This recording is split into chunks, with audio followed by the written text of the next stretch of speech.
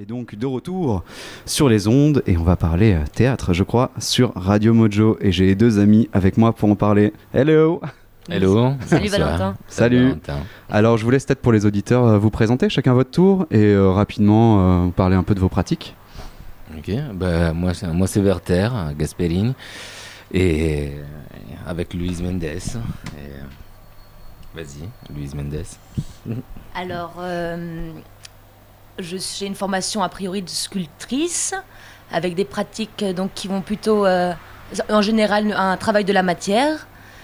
Des pratiques beaucoup plus diversifiées à partir de ça, travail de l'image, travail du textile, tout ce qui va se rapprocher au travail sculptural en général. Et donc avec Werther ici présent, on a trouvé un terrain commun pour faire vivre des expériences immersives à partir de notre pratique qui part de l'objet. Si, on peut faire de la publicité, Valentin. À la radio, bien sûr. Okay, alors, on est là pour faire un peu de publicité. Non, et disons qu'avec Louise, on s'est retrouvés naturellement, tout simplement. En fait, avec l'envie d'expérimenter, d'essayer des nouveaux médiums, comme ça. Et on s'est retrouvés à monter une pièce de théâtre. Bon, disons que là, on vient de... on est les deux, on vient de la sculpture. Moi aussi, je suis historien de l'art, mais après, j'ai fait l'Académie des Beaux-Arts ici en sculpture. Et j'aimais bien faire des installations à 360 degrés ou des univers où on pouvait vraiment plonger dedans. Et bon, j'ai fini l'académie, je me suis retrouvé à faire comme tout le monde, à faire des expos, des collectifs, tout ça. Et c'était assez frustrant de ne pas pouvoir vraiment miser sur des installations des mondes, pouvoir créer vraiment des mondes immersifs, disons. Et donc, le discours, c'est vite fait. On a dit bon, qu'à travers le théâtre, il y avait il y avait la possibilité, disons, de faire quelque chose, de mélanger nos passions, comme la poésie, la littérature, la voix, l'étude sur la voix et la scénographie surtout. Et donc, on a créé cette pièce qui s'appelle Une saison à Bruxelles. Sous-titre, une pièce de sculpture, un acte unique pour voix double. Pourquoi une pièce de sculpture, un acte unique pour voix double ? Parce que, disons que on a essayé de donner à la scénographie un statut un peu plus sculptural. Et donc la sculpture est très présente sur scène. Et disons que il ne s'agit pas d'un théâtre des proses avec des acteurs qui gigotent sur scène comme ça, mais c'est surtout des présences qui se mélangent à la présence sculpturale. Et bon, la musique est très importante aussi. Et ben après, je laisse la parole à Louise. Je ne vais pas prendre trop de place. Pour revenir sur la question de la scénographie, de la présence culturelle très forte, il y a quelque chose qui relève d'une scénographie active, qui n'est plus juste un décor immobile, mais qui prend place au même titre que les protagonistes, que les comédiens dans cette pièce. Donc il y a certaines sculptures qui vont être, disons, mécanisées, d'autres au niveau du décor, etc., etc. Mais voilà, donc quelque chose qui est sans hiérarchie, disons, entre... Et non, cette volonté du coup de passer à la sculpture qui est quand même un travail d'atelier et finalement qui se joue toujours sur une exposition, c'est-à-dire un rendu et un rapport avec le public qui est différé entre le moment de production et le moment de réalisation, et là d'arriver sur une pièce qui est finalement une forme théâtrale, donc qui regroupe un peu de la performance, qui regroupe j'imagine le moment de faire, etc. Comment pour vous ce déclic il s'est passé un moment entre vous ? Qu'est-ce qui a fait que ça vous semblait évident finalement de passer par cette forme-là qui est celle du théâtre ? L'art, par excellence, toute pratique artistique plastique, sont des choses qui relèvent de l'éphémère. Il y a toujours des questions très pratiques comme le stockage, le stockage, oui, c'est la question de la pérennité du matériau, etc., etc., qui sont des choses, au théâtre, la question ne se pose plus, parce qu'on est déjà dans l'éphémère. C'est un temps défini, le spectateur doit, comme par exemple le cinéma, il y a ce temps prédéfini du regard. Et donc c'est venir aussi souligner la question de l'éphémère, qu'est l'œuvre artistique, et de pouvoir justement l'ancrer dans cette temporalité juste. Et aussi de pouvoir la répéter, de la reproduire, et de la représenter à des moments précis. Ça, c'est très important. Ça lui donne une durée de vie, oui, très précise. Ah oui, donc... Et du coup, le titre, donc Une saison à Bruxelles, est-ce qu'on peut parler du coup de ce qu'il y a à l'intérieur de cette pièce ? Oui, d'abord, Une saison à Bruxelles, disons, c'est une œillade, si on veut, à une saison en enfer. Mais c'est aussi une saison, les saisons de l'amour, les saisons de la vie, et la saison aussi théâtrale, par excellence. La question de la cyclicité aussi, oui, de ce qu'est la saison. Ça, oui. Et oui, par rapport au contenu de la pièce, disons que c'est à partir d'une histoire d'amour qui se déroule dans une ambiance un peu apocalyptique. C'est à la fin, en même temps, c'est très concret parce que c'est vraiment... En ce moment, on a vu l'état de la planète où nous vivons. Disons que il y a cette conscience d'une fin imminente justement un peu apocalyptique. Donc il se questionne ces deux personnages. Et tu voulais dire quelque chose ? Oui, c'est faire prendre conscience aussi de ce moment tragique qu'on est en train de vivre, de quelque chose de tout à fait... on est sur un fil,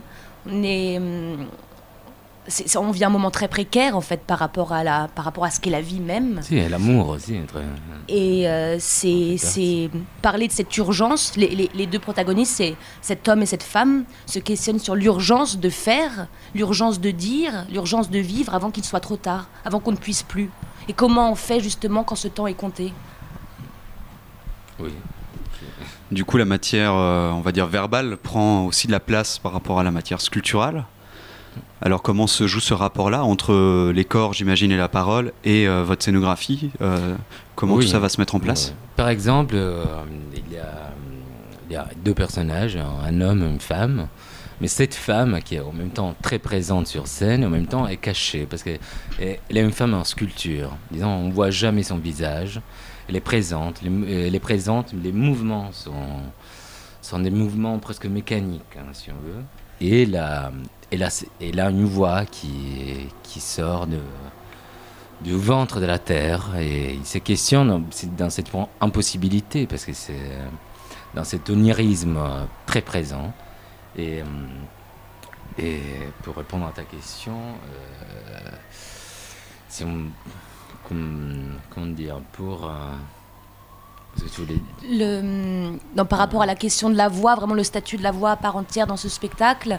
Donc il va intervenir par différents moyens, que ce soit la projection, la voix en direct. Donc il y a le personnage le plus présent sur cette scène est cet homme qui va venir raconter son histoire, qui va venir dialoguer avec cette femme. Et c'est le seul personnage qui est réellement présent durant toute la temporalité de la scène. C'est le seul qui est réellement réel, c'est la seule personne vraiment de chair qui existe. Et cette femme, comme le disait Werther, est un être peut-être même plus fantasmé qu'elle n'est réelle. C'est une espèce de déité qui relève de son onirisme. Oui, tout à fait.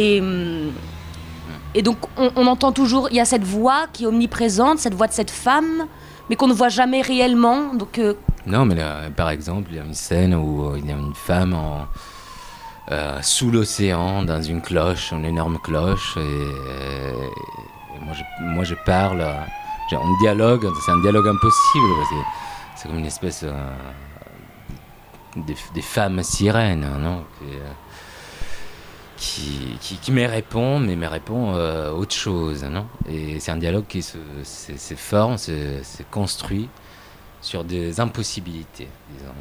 C'est ça. Et comment s'est passé le travail entre vous deux ? Travail à la fois d'écriture et de sculpture ? Comment est-ce que vous êtes répartis les tâches ? Comment est-ce que vous avez travaillé ensemble ? D'abord, je dis ça un peu. D'abord, on a découvert qu'on pouvait travailler ensemble. C'est pas rien, parce que moi, personnellement, j'avais jamais travaillé avec quelqu'un. Je suis très solitaire. Et donc, on a eu cette idée.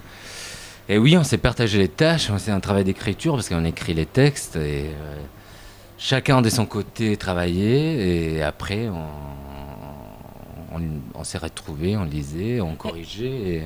Le travail préliminaire en fait de cette pièce, donc ça a été beaucoup de réflexion autour de nos volontés communes. Ah oui. Donc avec chacun son bagage visuel, toutes ses idées visuelles, ses idées d'écriture, de quoi on parle et comment on le met en œuvre et comment on parle d'un sujet précis sans être théorique et littéral par rapport à ça, de le faire d'une manière poétique, tout en ciblant précisément aussi et faire comprendre de quoi on parle. Et donc à partir de ça, ça a été déblayer justement toutes ces idées, mettre en évidence ce qui était vraiment nécessaire et important de raconter.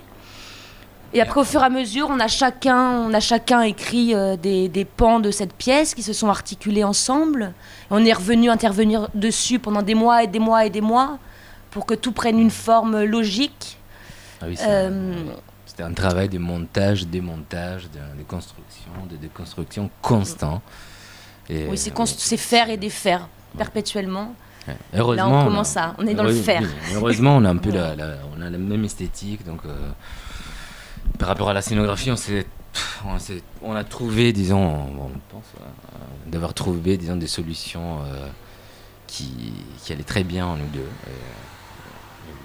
Et c'était un double travail, un travail d'atelier, un travail d'écriture. Et c'est pas fini d'ailleurs. Parce que... Et dans ces notions, parce que vous parliez beaucoup d'engagement, et apparemment la pièce parle à la fois de l'engagement artistique, aussi de l'engagement amoureux, de l'engagement vis-à-vis de ce qui peut se passer aujourd'hui au niveau de la planète, enfin politiquement, sans vouloir galvauder ce mot, mais en tout cas en prenant ça au sens très très large. Qu'est-ce qui vous semblait important, vous, dans cette idée de s'engager en fait dans une écriture, dans une forme physique? Disons que nous semblait on pouvait, pour moi personnellement, on ne pouvait pas faire autrement.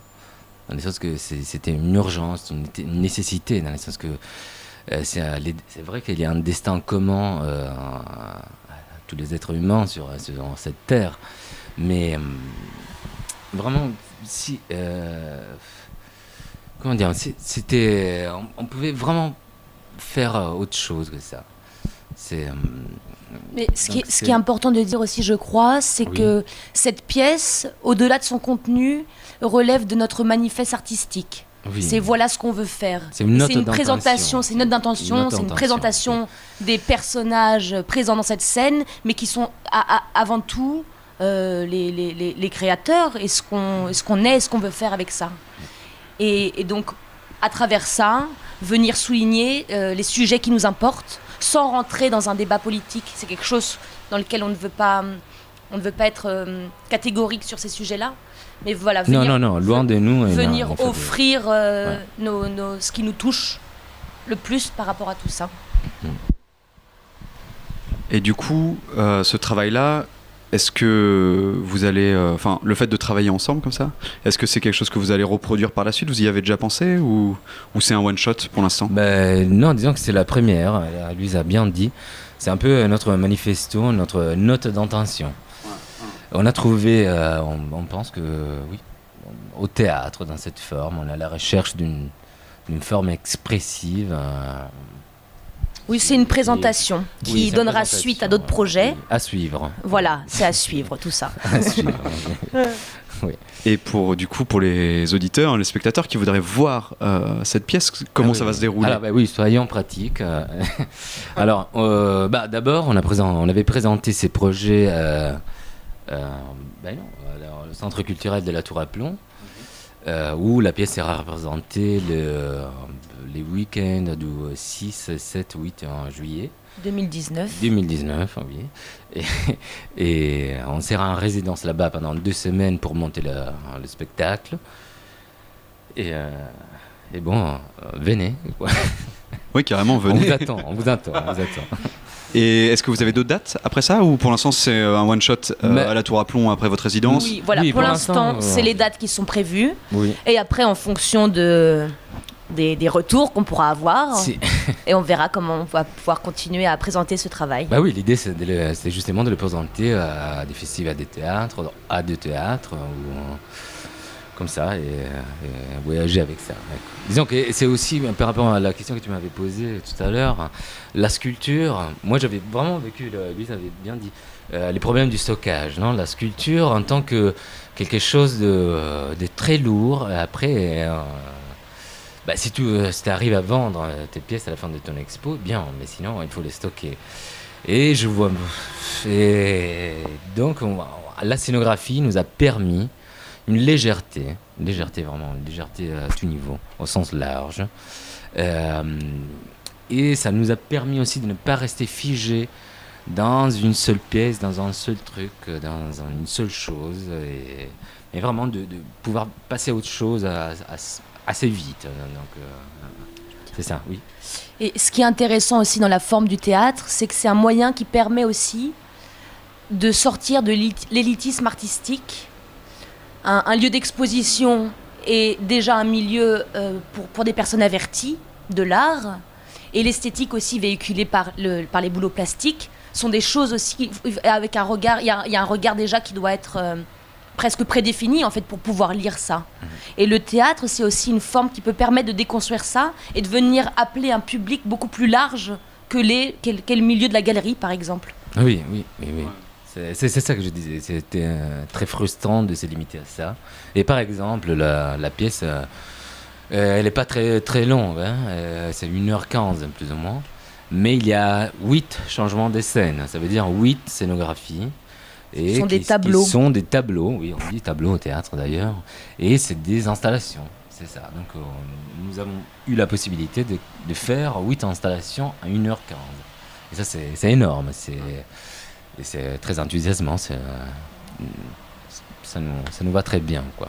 Et du coup, en termes de scénographie, est-ce que vous pouvez m'en parler un petit peu, sans trop en dire peut-être, mais simplement un peu de comment ça va se monter, ou peut-être un tableau que vous voulez décrire en particulier, juste pour donner une image un peu... Oui. D'abord, disons, après je te laisse la parole, je voulais simplement dire que il y a beaucoup d'humour dans cette pièce. On ne se prend jamais vraiment au sérieux. Même si on parle d'amour, on parle de vie, on parle d'anthropocène, mais il y a beaucoup d'humour. Il y a un passage où nous rigolons de nous-mêmes, en posant nos dos l'un contre l'autre, en hissant nos os. Nous sommes ces ossements souriants. Dans le sens que oui. Après, tu veux en parler des questions. Oui, c'est donner de l'humour dans ce tragique. Attention, c'est les théâtres, c'est les directeurs des travaux, oui. C'est les bourgmestres, là. Oui, pardon. Hein. Oui, par exemple, la scène du pendu, ou... La scène de l'arbre. La scène de l'arbre. Alors, il faut imaginer, par exemple, un chacun. Une scène de prière. C'est la scène centrale, dans le sens où ça se situe au milieu de cette pièce. Et alors, il faut imaginer une scène plongée dans le noir, avec une lumière chaude qui va venir éclairer un escalier de marches en marbre, sur lesquels sont gravés des pas d'hommes. Et au-dessus de cet escalier est suspendu un olivier mort, les racines à l'envers. Vers le haut, oui, à l'inverse.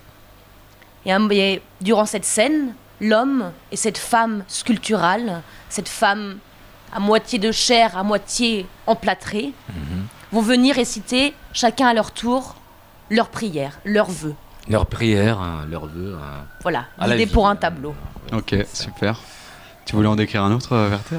Oui, pas trop en dire. Faut pas trop en dire. N'en dites pas trop. Je veux pas. C'est comme vous voulez. Disons qu'il a, on peut dire ça. Ça commence avec tragiquement avec la porte de l'enfer de Rodin. Et il y a un homme qui est rejeté de cette porte, mais qui a un éclatant de milliers de morceaux de plâtre, comme ça, il tombe violemment par terre, il se relève péniblement et va faire son monologue, il va faire son discours.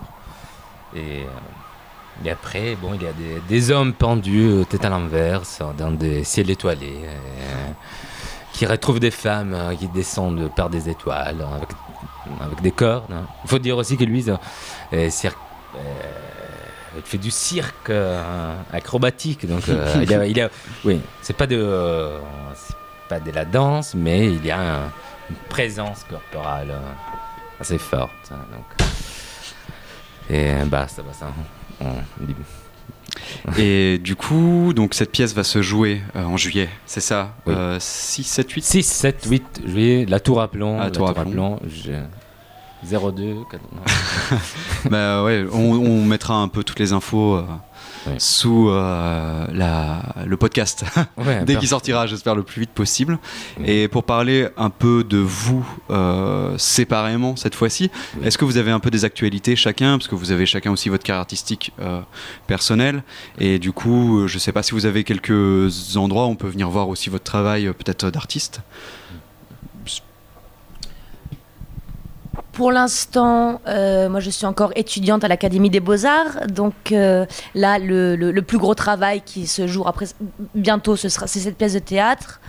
Et si, pour faire un petit peu de pub à l'atelier de sculpture de l'Académie royale des Beaux-Arts, il y a le jury de fin d'année qui se fera à rue de l'Autonomie, à Anderlecht. Et ce sera, si je ne me trompe pas, le 15-16 juin. Et vous pourrez venir, le vernissage sera le 15 au soir, à vérifier. Si je ne me trompe pas, c'est ça. Voilà. Super. Oui, venez nombreux. Ouais, c'est clair. On est toujours bien accueillis par l'atelier sculpture de l'Académie. Oui. Non, en plus, c'est un lieu magnifique. Je ne sais pas si tu l'as vu, mais c'est un bâtiment de la ville de Bruxelles sur 5 étages. Il y a vraiment 5 étages d'installation de sculpture. Ça vaut la peine de le découvrir. Non. Et pour répondre, je dis en vitesse, mais moi non, rien. J'ai fait quelques petites expos cette année et le prochain projet sera une espèce de... Ça s'appelle l'enterrement d'une jeune sculpture dans les châteaux du Pétilé, à Namur, à côté entre Jean-Blou et Namur. Et je vais enterrer une énorme sculpture avec un rituel, c'est des funérailles. Et cette sculpture représente un peu les problèmes du stockage de tous les artistes. Donc on peut dire immoler, on peut enterrer, les obsèques de cette sculpture qui est bon, je sais pas comment dire, mais ça me plaisait beaucoup l'idée de la sacrifier au nom de toutes les sculptures qui ne seront jamais montrées. Ou de la rendre à la terre. De la rendre à la terre, et dans 10 ans, on va la désenterrer. Et on verra ce qui reste. Ce que le temps en a fait. C'est que le temps en a fait. Ça sera après la pièce, fin de juillet. C'est marrant parce que c'est question de corps, à la fois vos corps, à la fois le corps comme la sculpture qui est aussi décor dans la manière dont on peut le travailler. Ah oui, et également la question du temps, c'est aussi des questions qui font partie finalement du théâtre aussi. Et du coup c'est très intéressant que vous preniez aussi vous deux la forme théâtrale en main pour lui donner corps justement. Je trouve ça très cohérent. Oui. Moi aussi. Toi, Louise. Oui, non, bien sûr, et c'est très joliment dit. Oui, c'est donner corps, faire corps, c'est chercher aussi la limite et le début d'une forme. À quel moment on l'annule, à quel moment elle naît de tout ça. Oui, une corporation d'intention, disons. Voilà. Oui. Ben, j'invite les gens à venir faire corps avec vous, du coup, le 6, 7 et 8 juillet 2019 à la Tour à Plomb, pour venir voir cette pièce. On peut rappeler le nom de la pièce, Une saison à Bruxelles, c'est ça? Oui, Une saison à Bruxelles. Oui. Des Louise Mendes. Et Werther Gasperini. Yes. Werther, Louise, je vous remercie d'être passé sur les ondes de Radio Mojo. Merci à toi. Merci. Écoutez Radio Mojo. Bien sûr, pour le peu de fois où on diffuse, écoutez-nous. Et on continue avec Roy Milton, cette petite après-midi ensemble sur Radio Mojo. Merci encore à vous d'être venus dans le studio. Au revoir.